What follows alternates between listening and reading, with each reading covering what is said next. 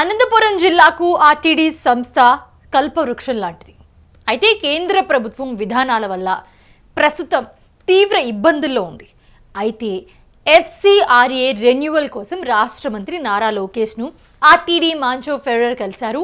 ఆర్టీడీను కాపాడుకోవాల్సిన బాధ్యత భద్రత మనందరి మీద ఉందని చెప్పి కేంద్రంతో మాట్లాడి ఇబ్బందులను తొలగిస్తామని చెప్పి నారా లోకేష్ హామీ ఇచ్చారు. రూరల్ డెవలప్మెంట్ ట్రస్ట్ అంటే ఒక స్వచ్ఛంద సంస్థ కాదని, లక్షలాది మంది పేదల బతుకుల్లో వెలుగులు నింపిన ఆశా కిరణమని ఏపీ మంత్రి నారా లోకేష్ అన్నారు.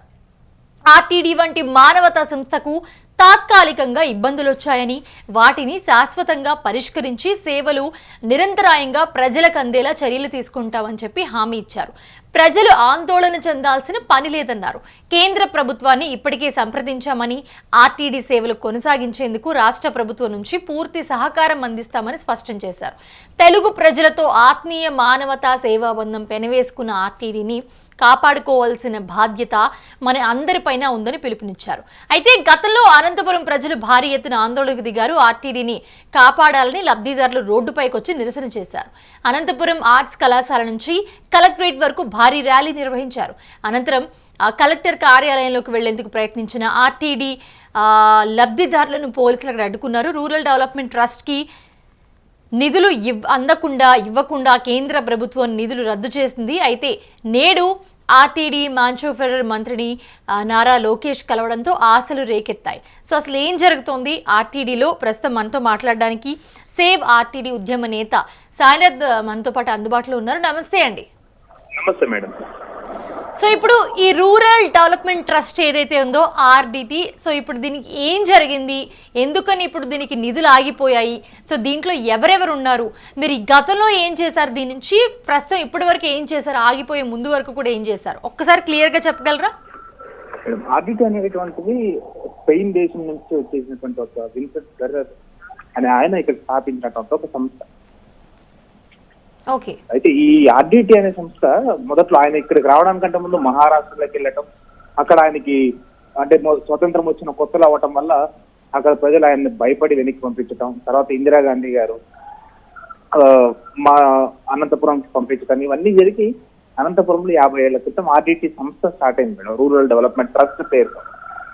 అయితే 50 ఏళ్లుగా నిరాటకంగా అనంతపురం జిల్లా వ్యాప్తంగా ఈ యొక్క సేవలు కొనసాగించినటువంటి ఆర్డిటి సంస్థ అనుకోకుండా 2020 తర్వాత బీజేపీ ప్రభుత్వం చేసినటువంటి చట్ట సవరణ ద్వారా ఎఫ్సిఆర్ఏ నెంబర్ కేటాయించకపోవడము, ఎఫ్సిఆర్ఏకు అడ్డంకులు రావడం వల్ల ఆర్డిటి సంస్థకు విదేశాల నుంచి నిధులు రావడానికి అడ్డంకులు ఏర్పడ్డాయి. అయితే ఈ విషయంలో ఆర్డిటి పైన కారణంగా కొన్ని సంస్థలు కుట్రపూరితంగా వ్యవహరించి ఆర్డిటి ఏదో మత ప్రాతిపదికన పనిచేస్తోంది, ఆర్డిటి మత మార్పిళ్లు చేస్తుంది అనేటువంటి ఆరోపణలు క్రియేట్ చేసి ఆర్డిటికి ఇబ్బందులు కల్పించారు. అయితే ఆర్డిటి సంస్థ మత మార్పిళ్లు చేసిందా చేయలేదా అనేటువంటిది ఇక్కడ అనంతపురం జిల్లా వ్యాప్తంగా ఉన్నటువంటి అన్ని కమ్యూనిటీస్, అన్ని మతాలు వాళ్ళకి స్పష్టంగా తెలుసు. అయితే ఈ అంశం పైన ఆర్డిటికి ఎప్పుడైతే గత ఏడాది కాలంగా ఈ తరహా ఇబ్బందులు ఎదురైన తర్వాత ఆర్డిటికి సంబంధించి ఎవరైతే లబ్ధి పొందినటువంటి జనాలు ఉంటారో వాళ్ళంతా ఉద్యమించడం జరిగింది. ఎంతగా అంటే గత 6 నెలల కాలంగా ఎవరి శక్తి మేర గ్రామ స్థాయి నుంచి జిల్లా స్థాయి వరకు వివిధ రకాలుగా పంచాయతీ ఆఫీసులలో తీర్మానాలు కావచ్చు, మండల ఆఫీసులలో తహసీల్దార్కి వినతి పత్రాలు ఇవ్వటము, ఆర్డీఓలను కలవటం, ఇట్లా చిన్న చిన్న స్థాయి ఉద్యమాలు జరుగుతూ వచ్చాయన్నమాట. ఆర్డిటి పైన ఒక ఎన్జిఓ, నాన్ గవర్నమెంటల్ ఆర్గనైజేషన్ కోసము ఈ స్థాయిలో వేల మంది ప్రజలు రోడ్ల మీదకి వచ్చి ఉద్యమించడం అనేటువంటిది అత్యంత అరుదుగా జరిగేటువంటి విషయం మేడం. అయితే ఈ అంశం పైన ఆర్డిటికి సంబంధించి మొన్నటి రోజున గత సోమవారం రోజున జరిగినటువంటి ఒక భారీ ఉద్యమం ఏదైతే ఉందో ఆ ఉద్యమం తర్వాత ప్రభుత్వము కదలిక రావడం లాగా చూడాలి దీన్ని. ఈరోజు ఆర్డిటి ప్రోగ్రామ్ డైరెక్టర్ మాంచో ఫెర్రర్ గారు, రాష్ట్ర ఐటీ శాఖ మంత్రి, ముఖ్యమంత్రి గారి అబ్బాయి, తెలుగుదేశం పార్టీ జాతీయ ప్రధాన కార్యదర్శి అయినటువంటి నారా లోకేష్ గారిని RDT program director Shri Moncho Ferrer garu కలిసిన తర్వాత లోకేష్ గారు ఒక ట్వీట్ వేశారు మేడం. ఆ ట్వీట్ లో స్పష్టంగా ఆయన చెప్పారు, ఆర్డిటిని మా బాధ్యత, దీనికోసం అందరూ కథలు రావాలా, ఇది ఆర్డిటికి తెలుగు ప్రజలతో చాలా మంచి సంబంధాలు ఉన్నాయి అన్నట్టుగా ఆర్డిటిని ప్రైస్ చేస్తూ ఆర్డిటి యొక్క గొప్పదనాన్ని వివరిస్తూ ఆయన ఒక ట్వీట్ రాశాడు. ఆ ట్వీట్ చూసిన తర్వాత మాకందరికి మళ్ళీ ఒక ఆశలు రేకెత్తాయి. ఓకే, రాష్ట్ర ప్రభుత్వం స్పందిస్తోంది, కేంద్రంతో మాట్లాడుతుంది, ఆర్డిటికి తిరిగి ఎఫ్సిఆర్ఏని కేటాయిస్తారు అనేటువంటి నమ్మకము తిరిగి మా ప్రజల్లో బలపడుతోంది. ఎవరైతే ఆర్డిటి లబ్ధిదారులు ఉంటారో లక్షల మంది, వాళ్ళందరిలో కూడా ఈ ప్రభుత్వం పైన, కేంద్ర ప్రభుత్వం పైన ఆశాజనకంగా ఎదురు చూస్తున్నాం.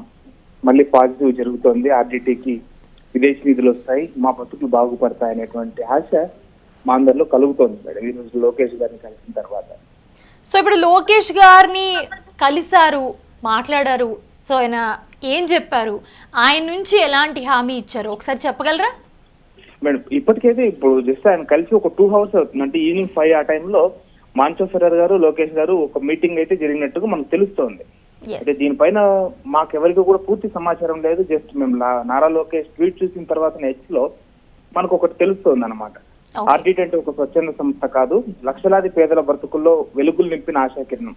ఆర్డిటి వంటి మానవతా సంస్థకు తాత్కాలికంగా ఇబ్బందులు వచ్చాయి, వాటిని శాశ్వతంగా పరిష్కరించి ఆర్డిటి సేవలు నిరంతరాయంగా ప్రజలకు అందేలా చర్యలు తీసుకుంటాం. ప్రజలు ఎవ్వరూ ఆందోళన చెందాల్సిన పని లేదు. కేంద్ర ప్రభుత్వాన్ని ఇదివరకే సంప్రదించాం. ఆర్డిటి సేవలు కొనసాగేందుకు రాష్ట్ర ప్రభుత్వం నుండి పూర్తి సహకారం అందిస్తాం. తెలుగు ప్రజలతో ఆత్మీయ మానవతా సేవాబంధం వేసుకున్న ఆర్డిటిని కాపాడుకోవాల్సిన బాధ్యత మనందరిపైన ఉంది అనేటువంటిది నారా లోకేష్ గారి ట్వీట్ సారాంశం. సో ఇప్పుడు కేంద్రం నుంచి ఎలాంటి సపోర్ట్ ఏం కోరుకుంటున్నారు సాయినాథ్ మీరు? ఇప్పుడు ఆర్టీడీ ఒకసారి దాని నుంచి ఎన్నో సేవలు చేశారు, ఎన్నో చేశారు ఆర్టీడీ అంటే. సో ఇప్పుడు దానికి ఏం కోరుకుంటున్నారు కేంద్రం నుంచి మీరు? మనం కేంద్ర ప్రభుత్వం నుంచి కానీ రాష్ట్ర ప్రభుత్వం నుంచి ప్రత్యేకించి కోరుకోవడం ఏముందంటే ఆర్డిటి సంస్థకి అడ్డంకులు కల్పించకండి అని మాత్రమే కోరుకుంటాం. మనమేమి ప్రభుత్వాల నుంచి డబ్బులు అడగట్లేదు, లేకపోతే ఇంకొకటి మాకు ఏదైనా చేయండి అని అడగడం లేదు. జస్ట్ ఆర్డిటి అనేటువంటి స్వచ్ఛంద సంస్థకి అడ్డంకులు కల్పించకండి అని మాత్రం మేము విన్నవిస్తా ఉన్నాం. ఎందుకంటే ఇప్పుడు ఆర్డిటికి విదేశాల నుంచి ఏంటంటే మత క్రిస్టియన్ మిషనరీస్ నుంచి ఇంకొకటి నుంచో కాదు, స్పెయిన్ లో ఉన్నటువంటి ప్రతి ఒక్క కుటుంబము అనంతపురం జిల్లాలో ఉన్న ఒక కుటుంబాన్ని దత్తత తీసుకుంది. ఇది సింపుల్ లాజిక్. అంటే ఇప్పుడు స్పెయిన్ నుంచి వచ్చిన ప్రతినిధులు క్రిస్టియన్ మత మార్పిడుల కోసం పాటుపడి ఉంటే కనుక అసలు అనంతపురంలో మొత్తం ఆర్డిటి బెనిఫిషియరీస్ అందరూ కూడా క్రిస్టియన్స్ అయి ఉండాలి. కానీ అట్లా కాలేదు, ఎవరు మత మార్పులు జరగలే. ఆర్డిటి కుటుంబము ఏదైతే ఉందో మాంచోఫెరర్ గారు స్వచ్ఛమైన హిందూ మహిళని పెళ్లి చేసుకున్నాడు, అనంతపురానికి సంబంధించిన ఒక హిందూ మహిళని. ఆయన కుటుంబం అంతా హిందుత్వాన్ని పాటిస్తా ఉంది. ఆయన గుళ్ళకు వస్తే గుళ్ళలో హిందూ మతం ప్రకారం పూజలు చేస్తాడు. వాళ్ళ నాన్నగారికి అనంతపురం జిల్లాలో ఒక ఊర్లో గుడి కట్టుకున్నారు మేడం. మీరు నమ్ముతారో నమ్మరో, కుందిర్పేనే గ్రామంలో ఒక టెంపుల్ కట్టుకున్నారు. ఆ టెంపుల్లో ప్రతిరోజు ఒక బ్రాహ్మణుడు వెళ్ళి హిందూ మత పద్ధతులలో ఆయన పూజలు చేస్తున్నారు ఈరోజు ప్రజలు. ఇలాంటి సంస్థని, మతాన్ని ముడిపట్టి నిధులు ఆపుతోంది కేంద్ర ప్రభుత్వం. అయితే మా విన్నపం ఒకటే, ఇక్కడ మత మార్పులు జరగట్లేదు. కానీ మీ ప్రభుత్వ పాలసీలు మీకు ఉండొచ్చు, ఇక్కడ మత మార్పులు జరగడం లేదు అనేటువంటిది క్లియర్ గా మీకు తెలుస్తుంది. మీరు విచారణ చేపట్టండి. ఇప్పటికీ మీరు తెలిసి ఉంటారు, ఆర్డిటి సంస్థకి ఫారిన్ కంట్రిబ్యూషన్ రెగ్యులేషన్ యాక్ట్ ని కాస్త చూసి పునరుద్ధరణ చేయాలని మాత్రం మేము కోరుతా ఉన్నాం మేడం. అంతకుమించి మేము వాళ్ళ నుంచి డబ్బులు అడగట్లేదు, ఇంకేం అడగట్లేదు. రైట్ సాయినాథ్ గారు, ఒక్కసారి మనం ఆర్డిటి గురించి ఒక్కసారి మనం క్లియర్గా మాట్లాడుకుంటే దాంట్లో మనకి విదేశీ ట్రస్ట్లు ఏవైతే ఉన్నాయో, విదేశీ నిధులు ఏవైతే ఉన్నాయో వాటితో చాలా చాలా మంచి పనులు, చాలా గుడ్ కాజెస్కి ఉపయోగపడే పనులు చేశారు. ఒక్కసారి వాటి గురించి మీరు చెప్పగలరా? మేడం అసలు ఈ విషయం గురించి మంచి ప్రశ్న అడిగారు నన్ను. ఆర్డిటి అనేటువంటి లేకపోతే అనంతపురం జిల్లా ఈ పాటికి ఒక ఎడారిలాగా మారిపోయి ఉండేది. మా చిన్నప్పుడు మేము వినేవాళ్ళం మేడం, అనంతపురంలో ఎడారి మారిపోతుందంటే వర్షం రాదు మనకు అని చెప్పేసి. నిజానికి అది కనేకల్లో ఆ ప్రాంతంలో, మా అనంతపురం జిల్లాలో ఒక ప్రాంతంలో ఇసుక మేటలు ఏర్పడేవి. ఈ సినిమా షూటింగ్ కూడా జరిగాయి. అంతా అంటే రాజస్థాన్ లో ఉన్న ఎడారిలాగా ఇసుక మేటలు ఏర్పడేవి. అలాంటి పరిస్థితులలో ఆర్డిటి ఇక్కడ చాలా పథకాలు, అంటే ఆర్డిటి అంటే ఒక ఇండ్లు కట్టించి హాస్పిటల్స్ కట్టించి వెళ్ళిపోలేదు. ఆర్డిటి ఇక్కడ వ్యవసాయ ప్రాజెక్టులు కూడా చేపట్టింది. ఎడారీకరణ జరగకుండా భూగర్భ జలాలు పెంచే విధంగా కొన్ని వందల చెక్ డ్యాంలు, ప్రభుత్వము ఉపాధి హామీ కింద చెక్ డ్యాంలు కట్టడానికంటే ముందే ఆర్డిటి వల్ల చెక్ డ్యాంలు కట్టేశారు. హార్టికల్చర్, మామిడి, సపోటా, నేరేడు చింత ఇలాంటి పంటల్ని భూమి ఉన్న ప్రతి ఒక్క రైతుకి ఆర్డిటి ఇచ్చి వాటికి నీళ్లు పోపిస్తూ ఈరోజు అనంతపురం జిల్లాలో కొన్ని వేల రైతులు వేల ఎకరాలలో పంటలు వేసుకొని బ్రతికే విధంగా ప్రయత్నం చేసింది ఆర్డిటి. ఒక గొప్ప మార్పు. హాస్పిటల్స్ 3 హాస్పిటల్స్ పెట్టింది ఆర్డిటి. ఇక్కడ 3 హాస్పిటల్స్ పెట్టేసి ఈ హాస్పిటల్స్ లో మొత్తం నిరుపేదలు మేడం.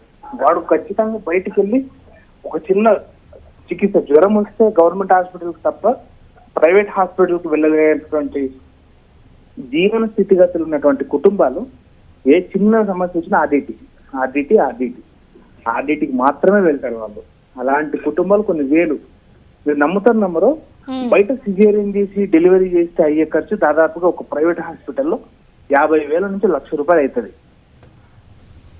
అట్లాంటిది ఆర్డిటి హాస్పిటల్ మనకు ఒక 10,000 రూపాయల ఖర్చుతో, అతి తక్కువ ఖర్చుతో ఒక డెలివరీ పూర్తి చేస్తారు ఇక్కడ. అయితే ఇక్కడ సాయినాథ్ గారు ఇంకొక క్వశ్చన్ ఏంటంటే ఇక్కడ సో ఇప్పుడు నిధులు మనకి కేంద్రం ఏదైతే విదేశీ నిధుల్ని రద్దు చేసింది, రాకుండా ఆపేసిందని చెప్తున్నారు. సో కేంద్ర ప్రభుత్వానికి మీరు ఏం చెప్పాలనుకుంటున్నారు? ఒక లైన్ లో చెప్పగలరా ఒకసారి? మాకు జస్ట్ ఎఫ్సిఆర్ఏ నిధులన్నీ వచ్చే విధంగా మీరు మాకు అనుమతులు ఇవ్వండి, ఇంతే. కేంద్ర ప్రభుత్వం మేము కోరేది ఒకటి, ఎఫ్సిఆర్ఏకు మాకు రెగ్యులరేషన్ చేపించేసి మాకు విదేశీ నిధులు వచ్చే విధంగా కేంద్ర ప్రభుత్వం అనుమతులు ఇస్తే చాలు. మేము ఏమి కోరుకోవాలని. Right. Thank you so much Sainath garu for joining with us. చూస్తూ ఉన్నాము ఈరోజు ఆర్టీడీ మ్యాన్యుఫ్యాక్చరర్ మంత్రిని నారా లోకేష్ కలిశారు. ఆయన కలవడంతో అక్కడ ఆశలు చిగురించాయని చెప్పుకోవచ్చు. ఆర్డీటీని కాపాడుకుంటామంటూ నారా లోకేష్ పిలుపునిచ్చారు. ఆయన ట్వీట్ కూడా చేశారు.